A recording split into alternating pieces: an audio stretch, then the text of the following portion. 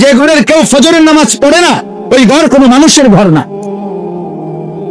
মুসলমান তো দূরে থাক বেটা, এটা কোনো মানুষের ঘরে না, তো জন্তু জানোয়ারের ঘর, হাইওয়ানের ঘর, এটা গরু ছাগলের ঘর, এটা চতুষ্প জন্তুর ঘর। যে ঘরে সাপ বিচ্ছু থাকে, জন্তু জানোয়ার থাকে। এক মুমিনের ঘর, এটা মুসলমানের ঘর, অথচ কেউ ফজরের নামাজ পড়ে না। কি ধরনের মুসলমান? এই অপদার্থ বাপ, এটা কি বাপ? তার ভিতরেও কোনো অনুভূতি নাই, ফুতের মধ্যেও কোনো অনুভূতি, দুটোটাই প্লাস্টিক, দুইটাই ফালতু। ওই মাও ফালতু, জিও ফালতু। বেটিও নামাজ পড়ে না, বেটির জিও নামাজ পড়ে না, দুটোটা ঘুমায় আহাম্মক। কি ধরনের মহিলা এটা? দাদা 60 বছর হয়ে গেছে, এবার চোখের সামনে জি ফুত নাতি নাতনি ফজরের নামাজ পড়ে না, ওটা বইয়ে বইয়ে ফান খা, ডেইলি ফান খা, 30 বার। সুখকে বাইয়া পড়ে, সুখে আছে দেখে তো পান খায়, দুঃখিনী মানুষে পান, চা খায়, আপেল খায়, মালটা খায়, নায়নাথপুরের লগে রঙ্গরস করে, নাতি নাতনির লগে দুষ্টামি মজাক করে। বাহ, সুখের দুনিয়া। খুশিতেই তো আছে, নাই তো কি? খুশিতেই তো আছে, খুশি খাইয়া টাইয়া ভালো আছে। আল্লাহর রহমতে ফুতে বিদেশ থেকে পাঠায়, বাইক বিল্ডিং এর কাম শেষ। হ্যাঁ, আর কি তা অসুবিধা কি তা? মোটামুটি টার্গেট তো ফিলা। দুনিয়া আসছিল যে উদ্দেশ্যে, হ্যাঁ, ফুতগুন বিদেশ ফাটাইবার, আল্লাহ তো ফাটাইছে।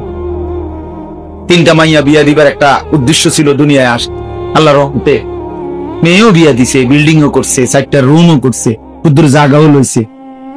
এখন তো আল্লাহর রহমতে ফাঙ্গাস তেলাপিয়া মিলাইয়া আল্লাহর রহমতে খানাও বালা চলতে আছে। বাহ, আর কি? শুধু আর কোনো টেনশন নাই, এখন শুধু খানা, পেশাব পায়খানা আর ঘুম যাওয়া, খালাস। এর নাম মুসলমান, এর নাম আখিরাত। এভাবে ভুলে যায় মানুষ আল্লাহকে।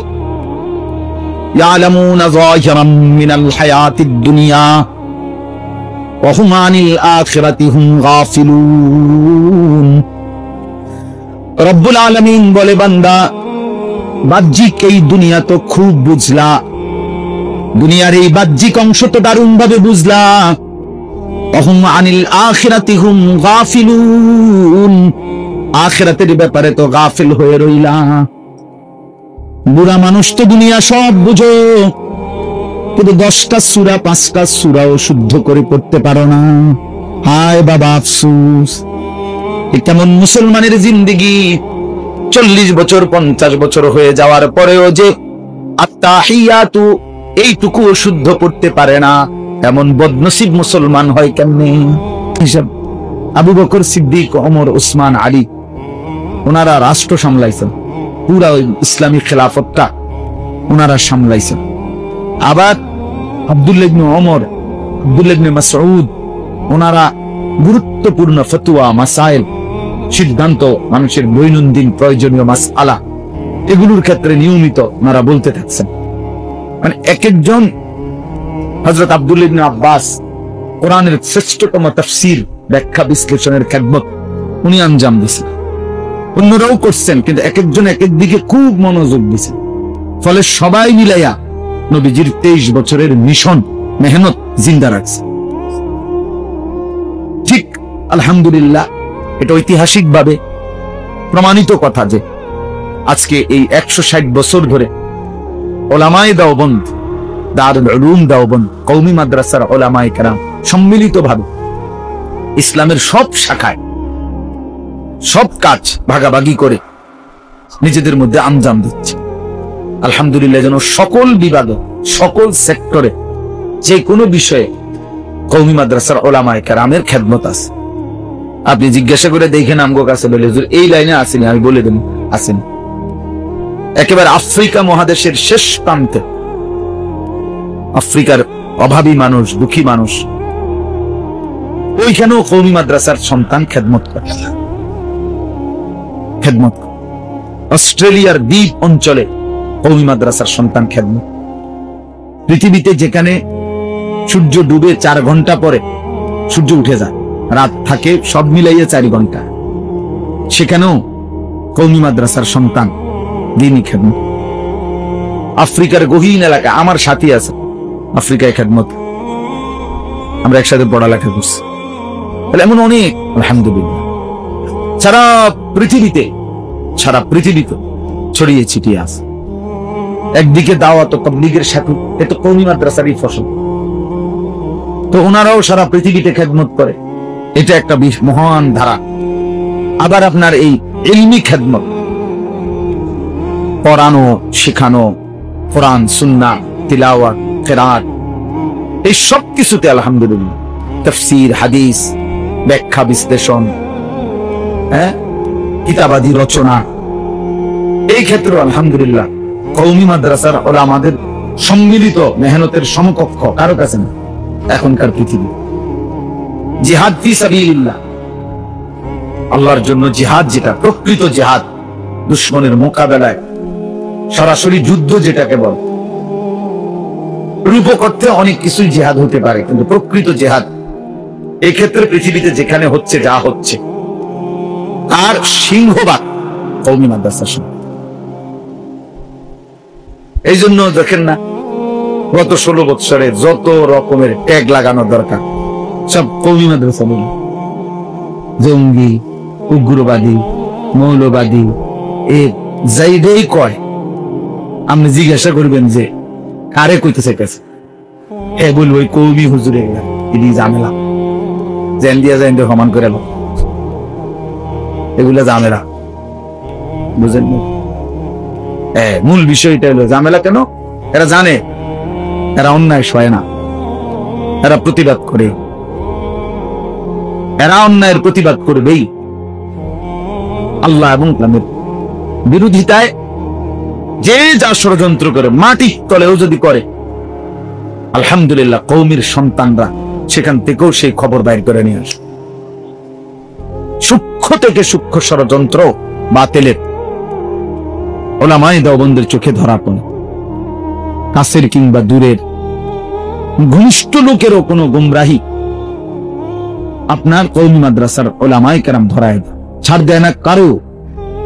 অনেক সময় অনেকে মনে করে যে শুধু অমুকের বিরোধিতা করে, অমুক তরিকার বিরোধিতা করে, না মিয়া, বিদআতের বিরোধিতা করে, অমুক তরিকার বিরোধিতা করে, সুন্নাতের জিন্দা করতে চান। আপন জনের মধ্যেও যদি একই পাঞ্জাবি, একই টুপি পরা, একই রকম পোশাক, এরকম কেউ যদি আল্লাহ এবং তার রাসূলের বিরুদ্ধে কোনো কথা বলে, কওমি মাদ্রাসার উলামায়ে কেরাম কোন যুগে তাদেরকেও ছাড় দেন। দাওয়াত ও তাবলীগের মধ্যে এটা আমাদের ঘরানার কাজ, কওমি উলামাদেরই কাজ। এখানেও একজন ব্যক্তি, আমাদেরই পোশাক, আমাদেরই লেবাস, কিন্তু উনি ইসলাম বিরোধী, কোরআন সুন্নাহ বিরোধী অনেকগুলো কথা বলছে। কওমি মাদ্রাসার উলামায়ে কেরাম, দেওবন্দি উলামায়ে কেরাম ওনাকে এক বিন্দু ছাড় দেন। বহু ঘটনা ঘটতেছে, হচ্ছে, হবে, কিন্তু বিনিময়ে আল্লাহ রাসূলের বিরুদ্ধাচরণ করে, কোরআন সুন্নাহর খেলাফ করে তুমি আমার ঘরের হও, তোমারও ছাড় দেওয়া হবে। এটা কওমি মাদ্রাসার সিদ্ধান্ত। এই জন্য এটা জরুরি বিষয়। আমার এটা বলার উদ্দেশ্য হলো আপনারা যে কয়জন বসছেন, আপনাদেরকে এটা বোঝানো। আমরা ছেলেদেরকে যে আমি পিছাই নিলাম, এর অর্থ হলো এই, আমাদের এই ছেলেরা আলহামদুলিল্লাহ সারা বছর উস্তাদদের নসিহত শোন। আপনি বলবেন কেউ হয়তো যে কওমি মাদ্রাসা হুজুর অনেক দুষ্ট আছে, অনেক লোক আছে। হ্যাঁ, 1000, 10,000, 1 লাখ মানুষের মধ্যে 2 জন, 10 জন, 50 জন মন্দ ব্যক্তি থাকতেই পারে। এজন্যই তো এটা দুনিয়া। এটা তো বেহেশত ঘোষণা দিছে। কওমি মাদ্রাসারই কি জান্নাত ঘোষণা দিছে? কথা বলেন নাম দেন না, না, এটা বুঝতেই হবে আগে কথা। এটা কওমি মাদ্রাসা জান্নাত, এটা বেহেশত। তো এটা বেহেশত যদি ঘোষণা হইতো, তাই না এক বিন্দু কোনো মন্দ লোক থাকতো? এটা কি জান্নাত ঘোষণা হয়েছিল? না, জান্নাত তো আখিরাত, হিসাব কিতাব হইয়া না এটা পরে।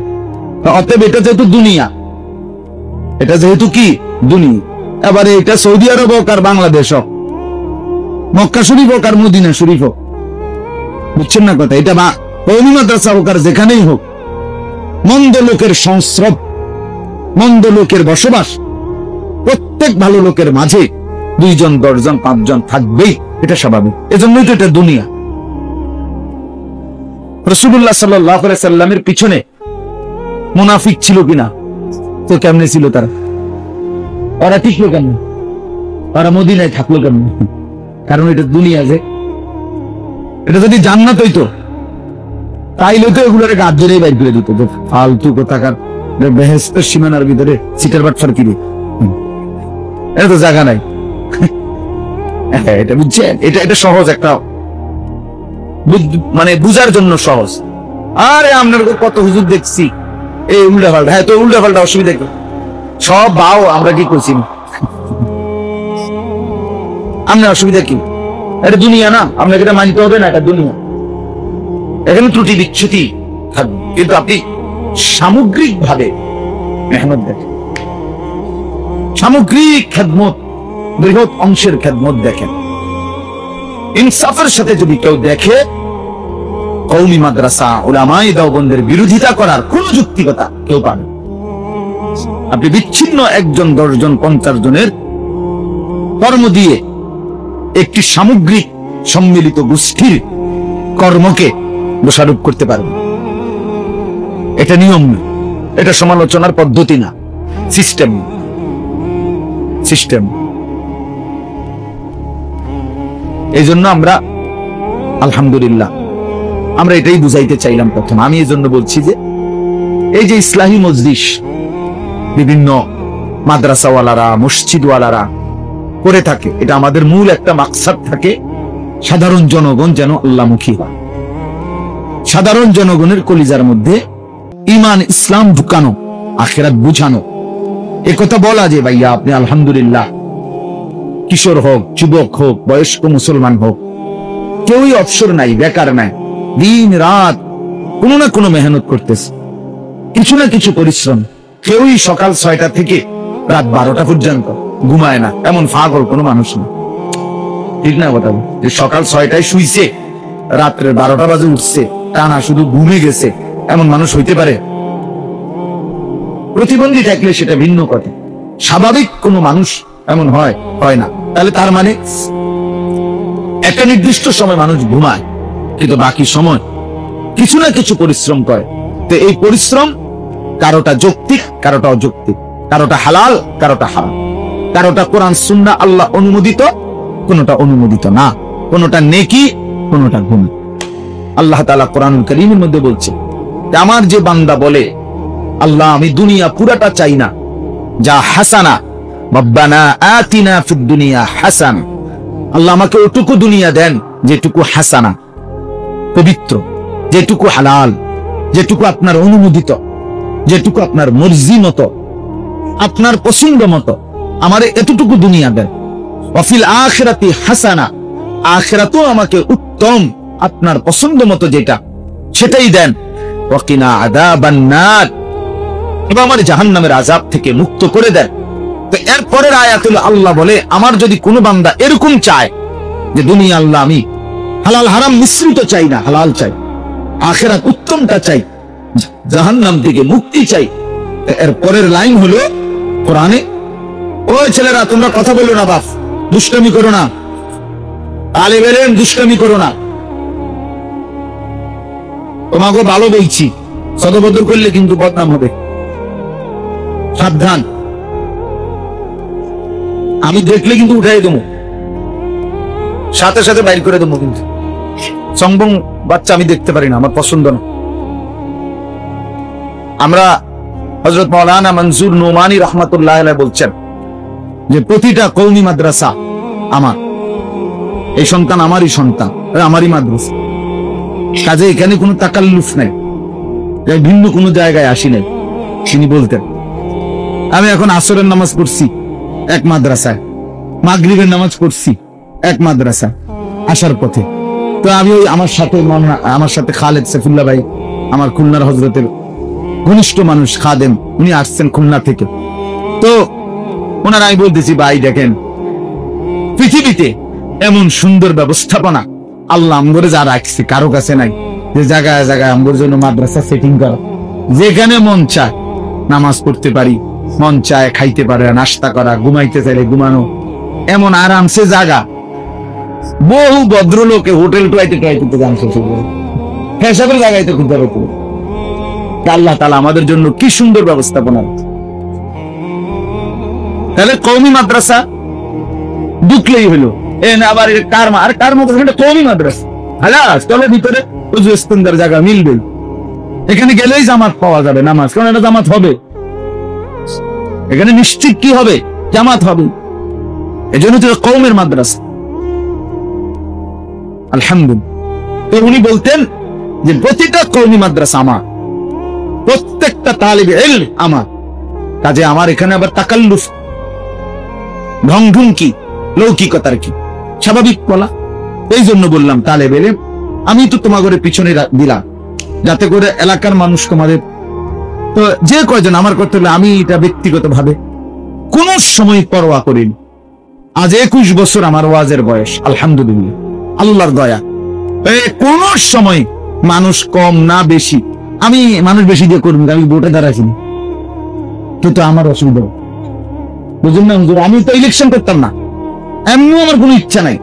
বহুত মার্কাওয়ালা আমার কাছে, আমাদের ইসলামী ঘরানা আমারে বলছে কেন কি বা উচিত অনুচিত এই ব্যাখ্যা পরে, আমি করা উচিত না না উচিত সেটা ঠিক আছে, পরে তর্ক করলে তো পরের কথা, কিন্তু প্রথম কথা বলতেছি যে আমি তো কোনো নির্বাচন করতাম না, তা আমি এত জনসমর্থন দিয়ে ঘাস কাটবো না, আমার জনসমর্থন দরকার, আমার যদি আমার তো দরকার নেই, কাজে আমি একজন না হাজার জন, এতে কোনো সমস্যা নাই।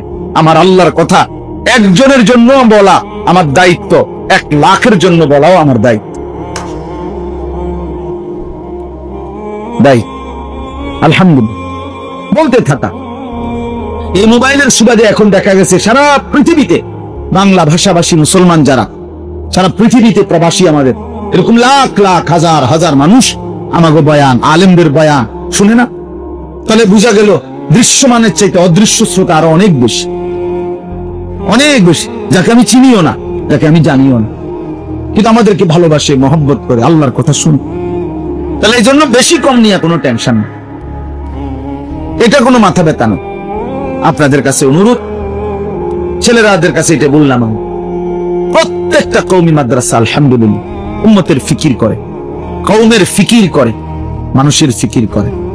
আমি ওই দিনকে একজনকে বুঝাইলাম, একজন ভদ্রলোক আমারে বলছেন এটা যে হুজুর আপনাদের কওমি মাদ্রাসা আরো পরিকল্পিত হওয়া উচিত, পড়ালেখার মান, সিস্টেম, নিয়ম কানুন, প্রয়োজনে টাকা বাড়ান।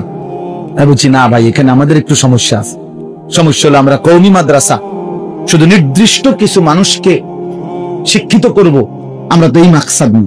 আমরা এই জাতির প্রতিটা মানুষ যেই কোন রকমের হোক, একারে ঠ্যাং ভাঙ্গা, মাথা ভাঙ্গা, পঙ্গু, প্যারালাইজ, অভাবী, দুস্থ, এতিম, অসহায়, যার কেউ নাই, তো সে দিন শিখবে কার কাছে? সে আল্লাহকে চিনবে কার কাছে গিয়া? কওমি মাদ্রাসা এই জন্যই যে উম্মতের প্রত্যেকটা মানুষের জন্য যারা তাদের দুয়ার খুলে রাখছে, এটার নাম কওমি মাদ্রাসা। সবার আশ্রয় যেখানে, যে ভাই এখানে আমাদের 8,000 টাকার কমে যাদের বেতন দিতে পারবেন না, আপনাদের এখানে জায়গা নেই, তো সে কই যাবে বলেন? সে যাবে। যার বাবা মারা গেছে, এতিম সন্তান, ওই কোত্থেকে দিন শিখবে?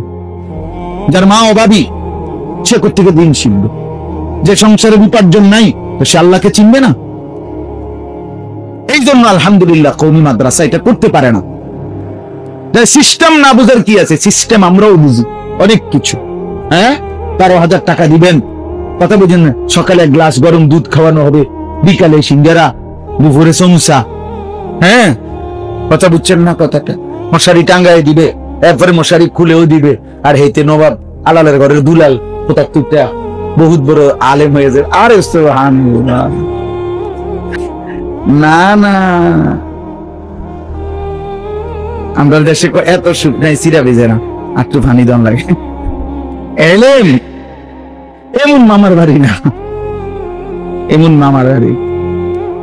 আমাদের কাছে কিতাব আছে, কিতাবে স্পষ্ট আছে, ইমাম শাফি রাহমাতুল্লাহ আলাইহি বলছেন যে আল্লাহর কসম, এলেম অর্জন করতে গিয়ে ক্ষুধার কষ্ট, খাবারের কষ্ট সহ্য করে নাই, অথচ সে এলেম অর্জন করেছে। তিনি বলেন আমি এটা বিশ্বাস করি না, এটা হয় নাই, হতে পারে না, সে কোনো আলেমে হয় না। তাই ইমাম হযরত আবু হুরায়রা স্পষ্ট কিতাবে আছে, আবু হুরায়রা রাদিয়াল্লাহু তাআলা আনহু, তিনি মসজিদে নববীতে 4 বছর একটানা নবীজির কাছে ইলম শিখার জন্য পড়েছিলেন। 4 বছর নবীজির কাছে কালেমা পড়ার পরে কোনদিন 1 টাকা উপার্জনের জন্য বাইরে কোথাও যান না। 24 ঘন্টাই নবীজি সাল্লাল্লাহু আলাইহি সাল্লামের সোহবতে ছিলেন। উদ্দেশ্য একটাই, ইলম অর্জন। ফলে দেখা গেছে কিতাবে লিখছে হযরত আবু হুরায়রা রাদিয়াল্লাহু তাআলা মাঝে মাঝে মসজিদের বারান্দায় উপর হইয়া এরকম কাঁপতে থাকতেন, সারা শরীর কাঁপতো না। তো সাহাবীরা মনে করত মির্গি রোগ আছে না, যে কাঁপে শরীর, এমন কোন রোগ ওনার মির্গি রোগ। তো সাহাবীরা ওনার ঘাড়ে পিঠে হাত বুলাইতো, সবাই আফসোস করতো, আরে আবু হুরায়রার মারাত্মক রোগ, মির্গি রোগ। তো কিতাবে লিখছে হযরত আবু হুরায়রা এই উপর হওয়া কাঁপা অবস্থায় বলতেন, ওয়াল্লাহি মা বি ইল্লাল জু', আল্লাহর কসম সাহাবীরা, আমার কোন রোগ না, আমার ক্ষুধা, আমার পেটের খিদায় আমি এমন তরফাইতেছি। কিন্তু তবুও রাসূলুল্লাহ সাল্লাল্লাহু আলাইহি ওয়াসাল্লামের কদম ছাড়ে নাই, নবীর দরবার ছাড়ে নাই। যদি একটা লাইন ছুটে যায়, কথা বুঝেন না, যদি একটা লাইন ছুটে যায়, একটা কথা ছুটে যায়, হ্যাঁ, এই জন্য 5,500 মতো হাদিস, 5,374টি হাদিস বর্ণনা করছেন মাত্র 4 বছর থেকে। এবং তিনি বলছেন, আমার কাছে যে পরিমাণ ইলম আমি তোমাদেরকে শুনাইছি, সেই পরিমাণ ইলম আমার ভান্ডারে আরো আছে ভিতরে, যেটা আল্লাহ নবী সাল্লাল্লাহু আলাইহি ওয়াসাল্লামের কাছ থেকে আমি শিখছি, অর্জন করেছি, কিন্তু প্রয়োজন না থাকার কারণে তোমাদের আমি সেটা বলি নাই, এটা বিশেষ হিকমতের কারণে। কিন্তু আমার কাছে সমপরিমাণ ইলম আমার কলিজার ভিতরে এখনো জমা আছে।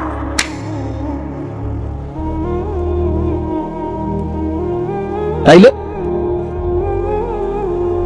এই জন্য যুগ যুগ ধরে আমাদের কওমি মাদ্রাসা আলহামদুলিল্লাহ কষ্ট করে খাইয়া না খাইয়া, সকলের ভালোবাসা নিয়ে, কেন মানুষের দান সাদাকা খুঁজে বলে দিতে বলে, উৎসাহিত করে, কারণ সিদ্ধান্তই তো নিছে যে কওমের জন্য। তো আল্লাহর বান্দারা যদি কিছু দান সাদাকা করে, তো এদের সম্মিলিত প্রচেষ্টায় এদের দানে এদের আখিরাত মিলবে, এই দানের বরকতে এদের সন্তান দ্বীন পাবে, এদের বংশও আলেমে হক্কানি তৈরি হবে।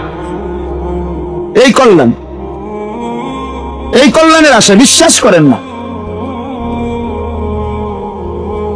নাই তো নিয়ম মাফিক এটা সহজ। লক্ষ লক্ষ স্কুল যদি বেতন দিয়া চলতে পারে, আমরা পারবো না কেন? আমরা সিস্টেমে আমার কোটা সীমিত, আমার নিয়ম সীমিত, আমাকে এত টাকা দিতে পারলেই আমি আসি, না তো নাই। হ্যাঁ, তাইলে বলে কত মানুষ আমাদের কাছে এমন মানুষ, বিপদগ্রস্ত মানুষ, সন্তানকে দিন শিখাইবার কথা বলতে আসে, চোখের পানি দেখলে মায়ের, বাবার, অভিভাবকের, আর মনে মানে না, ফিরাই দেবো কি দিয়া? ফিরাইয়া তারে আমি কই দেবো? আল্লাহর কোরআন শিখতে আসছে, বাবের কারণে হয়তো ভর্তি হইতে পারতেছে না। আমরা যদি তাকে ফিরাইয়া দেই, তো সে যাবে কার কাছে? এরপরে কোথা থেকে দিন শিখবে সে? আসরের ময়দানে আল্লাহ যদি জিজ্ঞাসা করে, আমার বান্দারে তুমি অভাবের কারণে ফেরত দিয়ে দিলা, কি হবে তখন? তবুও তো আমরা অনেক সময় কঠিন হয়ে যাই, পারি না, অনেক সময় কুলাইতে পারি না। হাদিসে কুদসির মধ্যে আছে, আসরের ময়দানে আল্লাহ তাআলা, আপনারাও শুনছেন এই হাদিস, নবীজি বলছেন, আল্লাহ বলবে আসরের দিন বহু লোক কে যায়, বান্দা শোনো, আমি অসুস্থ হয়েছিলাম, তুমি আমার শুশ্রূষা করো নাই। বান্দা বলবে, আয় মাওলা, আপনি তো এই সমস্ত কিছুর ঊর্ধ্বে, আপনি তো রব্বুল আলামিন, আপনি অসুস্থ হবেন কিভাবে? আল্লাহ তাআলা বলবেন, আমার এক বান্দা অসুস্থ ছিল, তুমি তার সেবা করো নাই, যদি তার একটু সেবা করতা সেটা আমাকেই করা হতো। আবার আল্লাহ বলবেন, আমি পিপাসার্ত ছিলাম, তুমি আমারে পানি দাও নাই। বান্দা বলবে, আরে মাওলা, আপনি তো সবার পিপাসা নিবারণ করেন, আপনি পিপাসিত হবেন কেন? আপনি তো রব্বুল আলামিন। আল্লাহ বলবেন, আমার এক বান্দা পিপাসার্ত হয়ে তোমার কাছে পানি চেয়েছিল, তুমি তাকে পানি দাও নাই, যদি দিতা তাহলে সেটা আমি আল্লাহকেই দেওয়া হতো। এরপর ঠিক এরকম তৃতীয় নম্বরে আল্লাহ বলবে, বান্দা, আমি তোমার কাছে খাবার চেয়েছিলাম, ইস্তাতামতুকা ফালাম তুতঈমনি, তুমি আমাকে খাওয়াও নাই। তো বান্দা বলবে, আল্লাহ, আমি আপনাকে কিভাবে খাওয়াবো? আপনি তো সবাইকে খাওয়ান, আপনি তো রব্বুল আলামিন, আল্লাহ বলবেন আমার এক বান্দা ক্ষুধার্ত ছিল, তোমার কাছে খাবার চেয়েছিল, তুমি যদি তাকে সেদিন খাওয়াইতা, সেটা আমি আল্লাহকে খাওয়ানো, আল্লাহকে খাওয়ানো। আমাদের বাংলাদেশের একজন শ্রেষ্ঠ বুজুর্গ আছে, ওলামায়ে কেরামের চোখের মণি, যিনি নয়নের মণি, আমাদের আদিব সাহেব হুজুর যাকে বলে, হযরত মাওলানা আবু তাহের মিসবাহ দামাত বারাকাতুহুমুল আলিয়া। বাংলাদেশে আরবি সাহিত্যের যিনি দীপপাল, আলোর মিনার, বাংলাদেশে আরবি সাহিত্য প্রচার প্রসারে ওনার চাইতে বড় খেদমত কেউ করে নাই গত 50 বছর। এখন আলহামদুলিল্লাহ জীবিত আছেন হুজুর, অসুস্থ। তো উনি একবার বলছেন, ওনার একটা লিখনিতে আমরা পড়ছি, উনি হজে যাইতেছিলেন।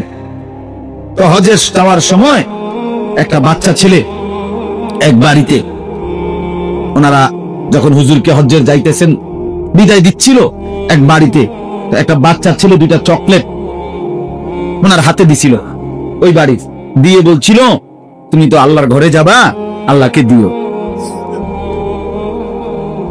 আল্লাহ মিয়াকে দে না, আল্লাহকে দিও, তুমি এই দুইটা চকলেট দিও না, তুমি আল্লাহর ঘরে যাচ্ছ। তখন হযরত মাওলানা আবু তাহের মিসবাহ তিনি বলেন, আমি সৌদি মক্কায় গেলাম, গিয়ে আমি এই দুইটা চকলেট রাখছি। এখন আমি কেবল ভাবতেছিলাম, হায় আমার এই বাচ্চার আমানত, আমি কেমনি দিব? হে তোমার বলছে আল্লাহকে দিতাম, এটা কিভাবে সম্ভব আমি বুঝতেছিলাম না, কিন্তু বাচ্চার কথা তো আমি রাখছি, চকলেটটাও নিছি। তো হঠাৎ আমার মনে আসলো এই হাদিস। তখন আমি একজন অভাবী ওখানকার, তার হাতে এই দুইটা চকলেট দিছি। এই কথা মনে মনে ভাবছি যে আল্লাহ তো বলছে, তুমি যদি আমার সেই অভাবী মানুষটাকে খাওয়াইতা দিতা, তা আমি আল্লাহকেই দেওয়া হইতো। তো বাচ্চাকে আমি যেন বলতে পারবো যে হ্যাঁ দিছি, তোমার আমানত যথাস্থানেই পৌঁছাবে দিছি। এজন্য মাদ্রাসাকে ভালোবাসবেন, দ্বীনকে ভালোবাসবেন, কোরআনকে ভালোবাসবেন, ইলমকে ভালোবাসবেন। একজন মুসলমানের কলিজার ভিতরে মাদ্রাসার প্রতি আন্তরিকতা থাকা জরুরি বাবা, জরুরি। এটা পাওয়ার হাউস, এটা বিদ্যুৎ স্টেশন, যেখান থেকে সবার ঘরে ঘরে বিদ্যুৎ পৌঁছে। প্রতিটা মাদ্রাসা থেকে উম্মতের ঘরে ঘরে আল্লাহর কোরআন এবং নবীর সুন্নাহ পৌঁছে, উম্মতের ঘরে ঘরে। এবং এরা আপনাদেরই কারো না কারো সন্তান, আপনার না হোক, এই ছেলেগুলি তো কোনো না কোনো ইমানদারের বাচ্চা। তো ওই ঘরগুলো আলোকিত হবে, ওই ঘরগুলো কোরআন শুনবে, ওই ঘরে আল্লাহর কোরআন তিলাওয়াত হবে। আল্লাহ নবী সাল্লাল্লাহু আলাইহি সাল্লাম বলেছেন, যে ঘরে আল্লাহর কোরআন, আল্লাহর জিকির করা হয় না, যে ঘর আল্লাহর কোরআন এবং আল্লাহর জিকির থেকে খালি, আল্লাহর কসম নবী বলছে, সেই ঘর কাল বাইতিল খারিব, ওইটা বিরান ঘর, ওইটা সারা বাড়ি, ওইটা আলগা বাড়ি, যে ঘরে মানুষ থাকে না, গরু ছাগল কুকুর বিড়াল সাপ বিচ্ছু যে ঘরে থাকে, যে ঘরে এখন আর মানুষ থাকে না, বাড়ি ছাইড়াইয়া পড়ছে আলগা একটা ঘর, এরকম ঘরের যেই হুকুম, যে ঘরে আল্লাহর কোরআন নাই, সেজদা নাই, সেই ঘর ওরকম, ওইখানে কোনো মানুষ থাকে না, ওই ঘরে কোনো মানুষ থাকে না, ওই ঘরে গরু ছাগল থাকে, কুকুর বিড়াল থাকে, সাপ বিচ্ছু থাকে। এজন্য যে ঘরের কেউ ফজরের নামাজ পড়ে না, ওই ঘর কোনো মানুষের ঘর না। মুসলমান তো দূরে থাকবে না, এটা কোনো মানুষের ঘরে না, তো জন্তু জানোয়ারের ঘর, হাইওয়ানের ঘর, এটা গরু ছাগলের ঘর, এটা চতুষ্প জন্তুর ঘর, যে ঘরে সাপ বিচ্ছু থাকে, জন্তু জানোয়ার থাকে। এক মুমিনের ঘর, এটা মুসলমানের ঘর, অথচ কেউ ফজরের নামাজ পড়ে না। কি ধরনের মুসলমান? এই অপদার্থ বাপ, এটা কি বাপ? তার ভিতরেও কোনো অনুভূতি নাই, ফুতের মধ্যেও কোনো অনুভূতি, দুটোটাই প্লাস্টিক, দুইটাই ফালতু। ওই মাও ফালতু, জিও ফালতু, বেটিও নামাজ পড়ে না, বেটির জিও নামাজ পড়ে না, দুটোটা ঘুমান আহাম্মক। কি ধরনের মহিলা এটা? দাদা 60 বছর হয়ে গেছে, এবার চোখের সামনে জি ফুত নাতি রাত্রি ফজরের নামাজ পড়ে না, ওটা বই বই ফান খা, ডেইলি ফান খায় 30 বার। সুখকে বাইয়া পড়ে, সুখে আছে দেখে তো পান খায়, দুঃখিনী মানুষে পান, চা খায়, আপেল খায়, মালটা খায়, নায়নাথপুরের লগে রঙ্গরস করে, নাতি নাতনির লগে দুষ্টামি মজাক করে, বাহ সুখের দুনিয়া। খুশিতেই তো আছে, নাই তো কি? খুশিতেই তো আছে, খুশি খাইয়া টাইয়া ভালো আছে, আল্লাহর রহমতে ফুটে বিদেশ থেকে আপনার ভাই বিল্ডিং এর কাম শেষ।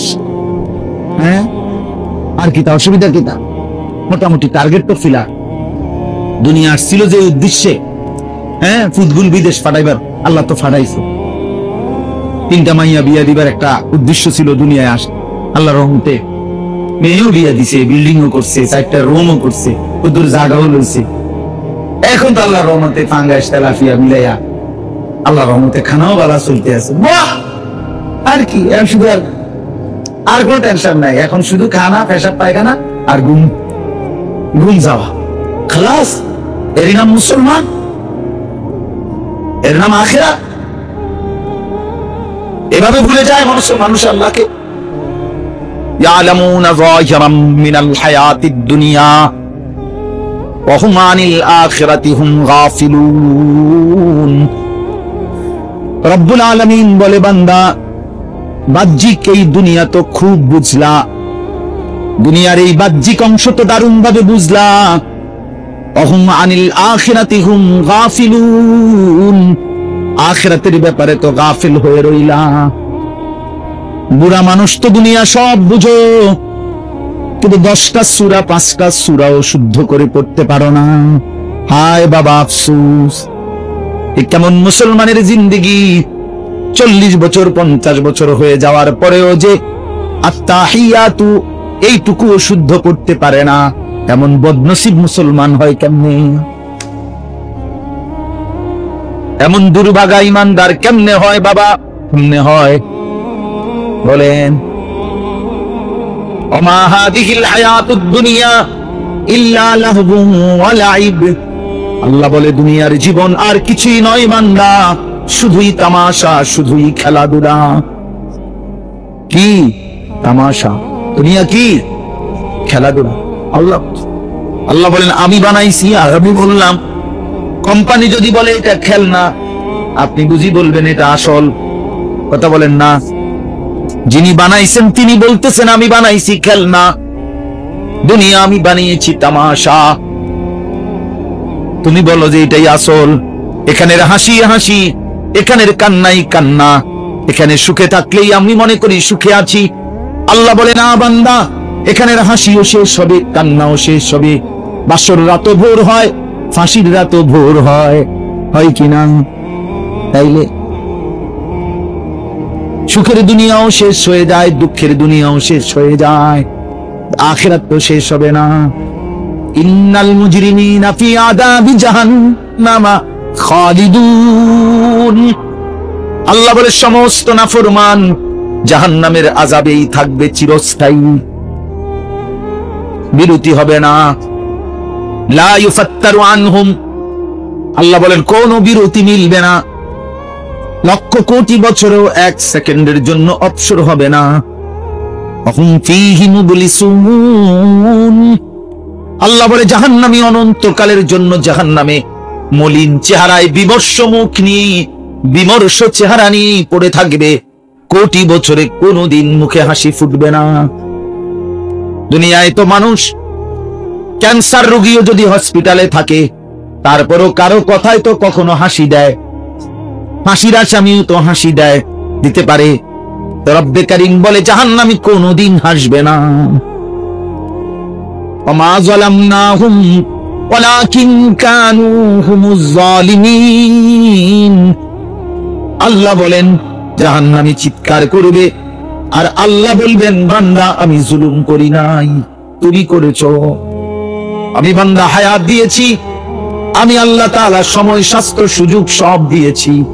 আমার গোটা কায়নাত তোমার জন্যই তো দিয়েছি। ওয়াল্লাযী খালাকা লাকুম মা ফিল আরদি জামিআ, সবটা দুনিয়া তোমার জন্য। সারি দুনিয়া তেরে লিয়ে, তু সিরফ মেরে লিয়ে। তামাম দুনিয়া তোমার জন্যে, তুমি শুধুই আমার জন্যে। কথা তো ছিলই, তুমি তো পাত্তা দিলা না। ওমা যালামনাহুম, আমি আল্লাহ জুলুম করি নাই, ওয়ালাকিন কানু হুমুজ জালিমিন, নিজেরাই নিজেদের উপরে জুলুম করেছো। ওয়ানাদাউ ইয়া মালিকু লিয়াকদি আলাইনা রাব্বুক, যে জাহান্নামী চিৎকার করতে করতে ফেরেশতাকে ডাকবে। জাহান্নামের প্রধান ফেরেশতার নাম হচ্ছে মালিক।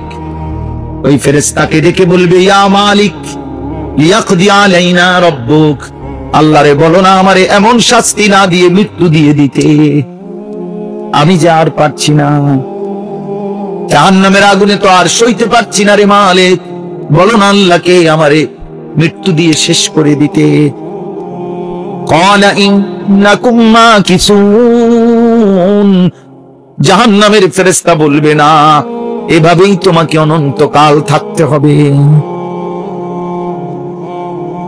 আর কোনদিন মৃত্যু চাইলেও হবে না, আর কোনদিন মৃত্যুও হবে না। লা ইউকদা আলাইহিম ফায়ামুতু, আল্লাহ বলে জাহান্নামে কোনদিন মৃত্যুর কোনো ফয়সালা হবে না। আফামা নাহনু বিমাইয়িতিন, কোরআনে আল্লাহ বলে জান্নাতি বান্দা জাহান্নামীকে ডাক দিয়ে বলবে, দোস্ত আর কোনদিন তোমার কিংবা আমার কারো মৃত্যু হবে না, অতএব তোমার সুখের আমার সুখের যেমন শেষ নাই, তোমার দুঃখেরও আর কোনদিন শেষ নাই।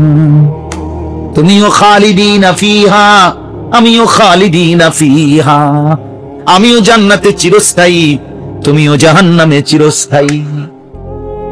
আল্লাহ আমাদেরকে মাফ করে দেন। ভেবে দেখেন বাপ, ছেলেরা তোমরাও বাইবো বাবা, তাহলে বেলেন এমন পথে আসছো দোস্ত, মনে রাখো আমার একটা কথা, নবী সাল্লাল্লাহু আলাইহি সাল্লাম বলছে, যে পথ ইলমের পথ, সে পথ সোজা জান্নাতের পথ। এজন্য আর রাস্তা বদলাইতে হবে না, আর গাড়ি বদলাইতে হবে না, আর স্টেশন বদলাইতে হবে না, রাস্তায় উঠে চলে আসছো, এবার শুধু হাঁটতে থাকো সামনে, একদিন দেখবা জান্নাত খুলে যাবে। মান সালাকা তরিকান ইয়ালতামিসু ফীহি ইলমান সাহালাল্লাহু লাহু তরিকান ইলাল জান্নাহ। কাজেই মাদ্রাসায় ঢুইকা কোরআনের সামনে বৈশা আর কোনদিন যদি এই পথ থেকে ছুটে যাও, তো খোদার কসম এর চাইতে উত্তম রাস্তা আর কোনদিন মিলবে না। ভারী রাস্তায় আর যাইও না, মহাসড়কে চলে আসছো, হাইওয়ে রোডে আসো, এখন শুধু আগাও, শুধু আগাও। অনেক কষ্ট আমরা সহ্য করছি রে বাপ, বহুত কিছু হজম করছি আমরা পড়ালেখা করতে গিয়ে। ভাতের প্লেটে তরকারির জন্য আল্লাহর কসম চোখের পানি ফেলে ফোটা, চোখের পানির ফোটাও ভাতের প্লেটে পড়ছে ছাত্র জীবন, একটু তরকারি লেগে, একটু ভালো তরকারির আশা, মিলে নাই ভালো তরকারি। লজিং থাকতাম ক্লাস 4 যে সময় পড়ি, ইয়াস দাহুমে জীবনের প্রথম মাদ্রাসায় গেছি প্রাইমারি পাস কইরা। আমার ভাই আমারে বাসের সিটে বসায় নাই, আমি এত ছোট ছিলাম যে আমার ভাইয়ের কোলে বসে আমারে দিয়ে আইছে মাদ্রাসা। ওই বছর থেকেই লজিং ছিলাম, তখন বোর্ডিং এর সিস্টেম ছিল না আমাগো ভাই, মাদ্রাসা ব্লগে লজিং থাকতাম, 2 বেলা বাচ্চা পড়াইতাম, এরপরে মাদ্রাসা নিজের পড়াও পড়তাম। বুঝেন নাই চাচা? তো এই জীবন তো এখন আর নাই। 3 বেলা খানা আমরা জীবনে দেখছি আগে, সকালে যে আগে তো খানা দিত 2 বেলা। আমাদের ছাত্র জীবন পুরাটাই একটা দাওরায় হাদিস পর্যন্ত, আমরা তো বাবা খানা দিছি কি 2 বেলা। আসরের পরে খানা দিত, সকালে ক্লাসের আগে সবকের আগে কি দিত? খানা দিত। এই তো খানা ছিল, আহা খানা। আমরা এখন আর এই সমস্ত এই রসিকতার কত কথা আমরা বলতাম, যে বোর্ডিং এর ডাল দিয়ে উজু করুন জায়েজ, এগুলো কত আমরা বলতাম না, এগুলা যে এগুলো আছে ভাইয়া এখন আর এই খানা, ওই কষ্টের খানা তো নাই বাবা। এটা আমার আমল, তা আমার আগের আমল, আমার বয়স তো কমপক্ষে 200 বছর, ঠিক না? বললো না তাহলে বেলে আমার বয়স কি 200 বছর? না বেলে এমন যদি 200 বছর আগের ঘটনা কইতে আছেন, এমন তো না। সর্বোচ্চ আমার বয়স হলো 44 বছর, তাহলে 30 বছর আগের ঘটনা। কারণ প্রথম ছোটবেলার 10 বছর তো গেছে গা প্রাইমারিতেই বাসায়, এরপরের সময়টা বলতেছি, তাহলে 30 বছর আগের ঘটনা। এর মধ্যে কর্মজীবনের 80 লম্বা সময়, তাহলে মাঝখানের এই সময়। এই জন্য আমরা অনুরোধ করি, সবাইকে বললাম, আপনাদেরকে বললাম, আখিরাতকে নিয়ে ভাবেন। তাহলে বেলেন তোমাদেরকে বলি, একটা ছেলেও এই ইলমের এই রাস্তা, কোরআন সুন্নাত এই রাস্তা, আল্লাহর কাছে প্রতিদিন একবার বলবা, মাওলা এই পথ থেকে আমারে সরায়নি, সরাই। আমার সব সময় মায়া লাগে, আমার জীবনে সবচেয়ে বেশি আফসোস লাগে যে প্রত্যেক বন্ধের পরে মাদ্রাসা যখন খোলে কিছু না কিছু ছাত্র ছুটে যায়। হেতার ফুটতো না, কিরি ফুটতো না, অভিভাবক কাঁদে, মা কাঁদে, বাবা কাঁদে, হুজুর হেতার ফুটতো। এই 3 দিনে 5 দিনে বাড়িতে গিয়ে এমন মোবাইল টিকছে, তার মা তার বাবা এই 2 ডাকাত একটাবার নিষেধ করে নাই। মা নামের এক ডাকাত, বাপ নামের ডাকাইতে এই যে তার হাতে মোবাইলটা দিছে, বড় মোবাইলটা, তার আর কোনো নামাজ নাই, আল্লাহ নাই, খোদা নাই, কিচ্ছু নাই। তো মোবাইল টিপে ভাই দোষায় আমরা মাদ্রাসা কিটা করি, আমরা মাদ্রাসা চিড়া খাই, আমরা মাদ্রাসা চিড়া খাই পানি দিয়ে ভিজাইয়া, বুঝলেন না কথা?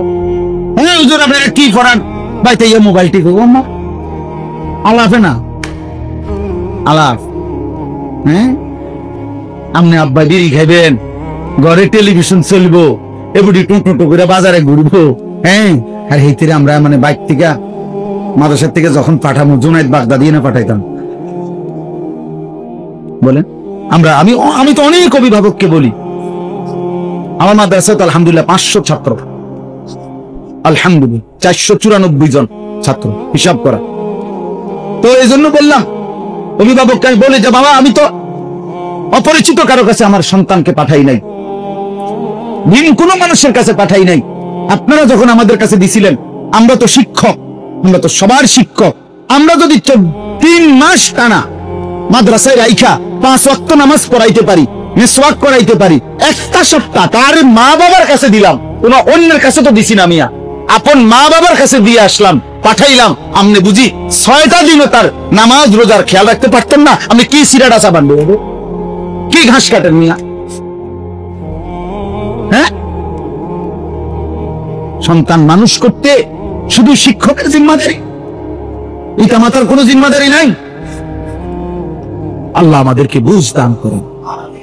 আল্লাহ নবী সাল্লাল্লাহু আলাইহি ওয়াসাল্লাম বলছে আবাওয়াহু ইউহাবিদানিহি আও ইউনাসসিরানিহি আও ইউমাজ্জিসানিহি, পিতা মাতা ইহুদি বানিয়ে ফেলে, খ্রিস্টান বানিয়ে ফেলে, অগ্নি পূজক বানিয়ে ফেলে। ঘরে যে রঙিন টেলিভিশন চলে, এটা কি ওই ফোড়াটাই কিনে আনছে না বাপে কিনে আনছে? তো তুমি তো তোমার সন্তানকে নাফরমান হওয়ার জন্য নিজ ঘরে ব্যবস্থা করলা, বলেন না কেন? বিড়ি খাইতে খাইতে হ্যাঁ বেটা হুতেরে কেমন ভালো করে পড়িস, মানুষ হইস, মানুষই তো মানুষ। ছেলেটা যদি জিগা আব্বা আমনের মতনই, তখন তে যদি আমার মতো বেজাইলা ফলান হয়, তুই এটা জিগাইবি আব্বা আমনের মতনই হইতাম। আমনে যদি না না আমার মতো কীর্তি হইবি তুই, তো আমনে যে এটা আমনে হইলেন না, এটা আমার গায়ে গসাইতে আছেন, ঘটনাটা কি? আল্লাহরে মানা, রাসূলকে মানা, আমনের গায়ে সইল না, এটা আমার উপরে দিলেন কেন ছাপাবো?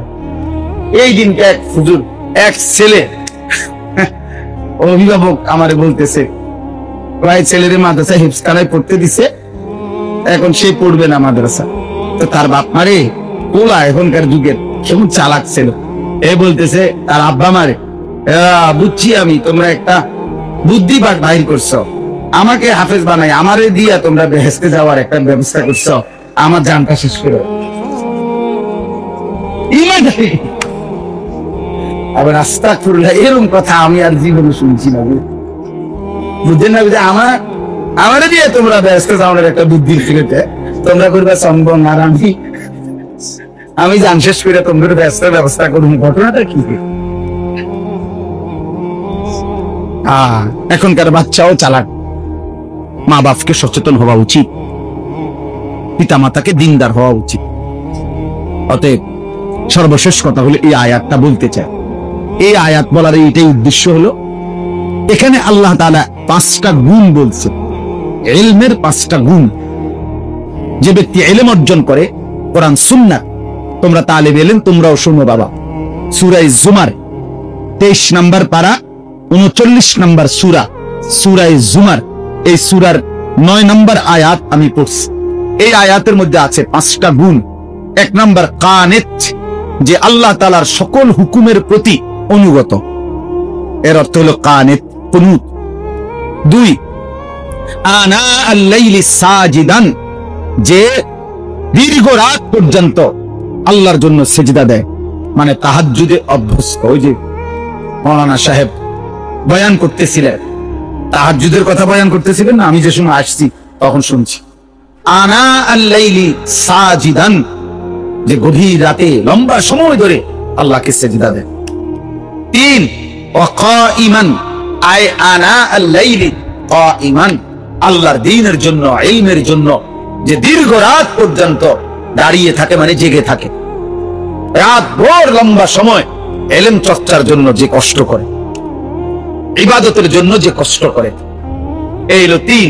4 ইয়াহজারুল আখিরাতা, সর্বদাই কলিজার মধ্যে যে আখিরাতের ভয় রাখে। 5 ওয়ারজু রাহমাতা রাব্বি, এবং সর্বদা যার অন্তরে আল্লাহর রহমতের আশা থাকে। কয়টা হলো? 1 নাম্বার আল্লাহ তাআলার সকল হুকুমের প্রতি অনুগত। 2 নাম্বার দীর্ঘ রাত পর্যন্ত আল্লাহকে সেজদা দেয়। 3 নাম্বার দীর্ঘ রাত পর্যন্ত দ্বীনের জন্য, ইলমের জন্য জেগে থাকে। 4 নাম্বার আখিরাতকে সর্বদা ভয় করতে থাকে। 5 নাম্বার আল্লাহর রহমতের আশা করতে থাকে। আল্লাহ বলেন, কুল, হে নবী আপনি বলেন, হাল ইয়াস্তাবিল্লাযীনা ইয়ালামুনা ওয়াল্লাযীনা লা ইয়ালামুন, এরকম ইলম যাদের, তারা আর যাদের ইলম এমন না, শুধুই কিছু জিনিস জানে, কিছু শব্দ জানে, কিছু বাক্য জানে, হোক বাংলা, হোক আরবি, হোক ইংরেজি, কিছু কথা জানে মুখস্থ, কিছু শব্দ জানে মুখস্থ, কিন্তু আল্লাহর সাথে কোনো সম্পর্ক নাই, গভীর রাতের সাথে কোনো সম্পর্ক নাই, আখিরাতের ফিকির নাই, আল্লাহর রহমতের কোনো আশা নাই, আল্লাহর হুকুমের আনুগত্য আমলের কোনো নমুনা নাই, এই 2 জাননেওয়ালা কখনোই বরাবর হতে পারে না। এটাই আয়াতের মূল তফসীর। এই স্কুলের ফুলানদের বুঝাই হইতো না যে আমরা এই ইলম আর ওদের এই পড়ালেখা, হাল ইয়াস্তাবিল্লাযীনা ইয়ালামুনা ওয়াল্লাযীনা লা ইয়ালামুনা, এই আয়াতের মাকসাদ এটা না। বলে হুজুর কই থেকে জানলেন? আমি ফেনী জামিয়া রশিদিয়া মাদ্রাসার মুহতামিম, বাংলাদেশের শ্রেষ্ঠ অন্যতম একজন বুজুর্গ হযরত মাওলানা মুফতি শহীদুল্লাহ দামাত বারাকাতুহুল আলী, বাংলাদেশের একটা শ্রেষ্ঠ মাদ্রাসা, যে মাদ্রাসায় শুধু ছাত্র আছে 6,500 থেকে 7,000, ওস্তাদ আছে মনে 250 শিক্ষক, বিশাল বড় মাদ্রাসা, বিশাল, অনেক সুন্দর, অনেক সুন্দর মাদ্রাসা। তো ওই হুজুরের মুখে, উনি অনেক বড় বুজুর্গ, ওনার মুখে সরাসরি বয়ানে আমি এটা শুনছি, যার ইলমের মধ্যে এই 5টা গুণ আছে আর যার জ্ঞানের মধ্যে এই 5টা গুণ নাই, সে কিনা বরাবর না। অতএব তোমরা যদি আরবি শিখেও তোমার মধ্যে আল্লাহর হুকুমের আনুগত্য নাই, রাত গভীরে জাগার মানসিকতা নাই, ইলমের জন্য রাত্রি জেগে কষ্ট করার হিম্মত নাই, আখিরাতের কথা মনে নাই, আল্লাহর রহমতের কথা মনে নাই, তাই শুধুই পড়লা, ওরা পড়লো বাংলা, অঙ্ক, ইংরেজি, ওরাও স্বপ্ন দেখলো দুনিয়া উপার্জন, তুমিও মনে করো আরবি শিখলা, শুধু মাকসাদ দুনিয়া উপার্জন, দুনিয়া কদ্দুর ভালা খাইবা দাইবা চলবা, হুজুর হইয়াই চলবা আর কি, তাইলে তো বরাবর হয়ে গেল, বরাবর হয়ে গেল না। আল্লাহ বলছে না, বরং এই 5 গুণে গুণান্বিত ইলমওয়ালা আর এই 5 গুণ বিহীন ইলমওয়ালা, জ্ঞানওয়ালা বরাবর নয়। ইন্নামা ইয়াতাযাক্কারু উলুল আলবাব, আল্লাহ বলেন এই কথাটি বিবেকবান যারা, বুদ্ধিমত্তা সম্পন্ন মানুষ যারা, তারাই কেবল এই কথা থেকে উপদেশ গ্রহণ করবে, জানতেন কেউ বুঝবে না। ইন্নামা ইয়াতাযাক্কারু উলুল আলবাব, এজন্য তালেব ইলমদেরকেও বলি, বাবা আমলওয়ালা, তাকওয়াওয়ালা, আখিরাতওয়ালা আলেম হও, আল্লাহ তৌফিক দান করেন। রব্বানি হও, রব্বানি, কুনু রব্বানিয়িন, আল্লাহ বলছে তোমরা রব্বানি হও, রব্বানি মানে আল্লাহ। বিমা কুনতুম তুআল্লিমুনাল কিতাবা ওয়া বিমা কুনতুম তাদরুসুন, কেন?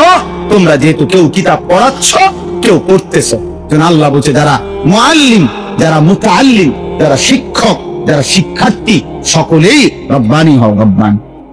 ওস্তাদও রব্বানি হইতে হবে, ওস্তাদও সংবং হইলে হইতে হবে, ওস্তাদও মোবাইল টিফিন না হইলে হইতে হবে, দিন রাত মোবাইল টিফিন না হুজুর, এই অপদার্থরে দিয়ে কোনো কাম হইতে না, বাতে খাইবে শুধু এই বউ বাচ্চা আর এই জিফুত লইয়া বাত করতে কোন খায়ার গুণ, এই দূরে আপনি যাই খেদমত করছেন, ভাতের ব্যবস্থা হয়েছে আর কি,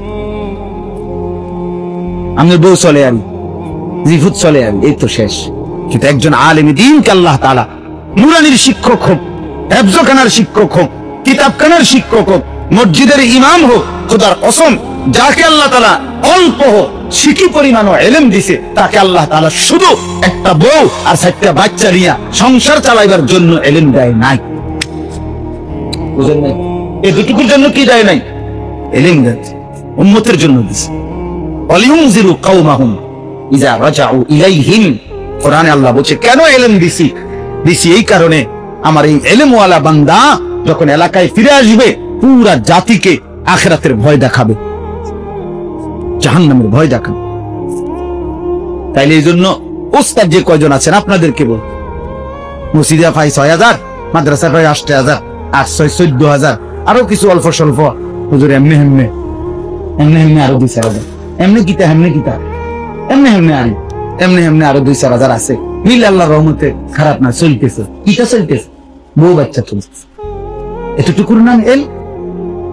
তো কওমের ফিকির কে করবে? উম্মতের ফিকির কে করবে? মানুষের কাজটা করবে কে? তাইলে আল্লাহর দিকে কে ফিরাবে মানুষ? এই লাখ লাখ যুবককে ফিরাবে কে?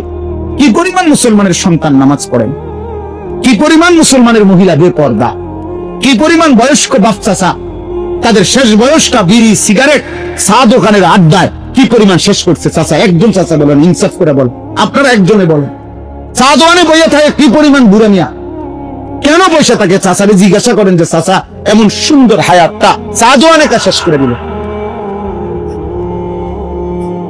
চা দোকানে কেন জীবনটা শেষ করে দিল? কামটা করলেন। আল্লাহ আমাদেরকে হেফাজত করে।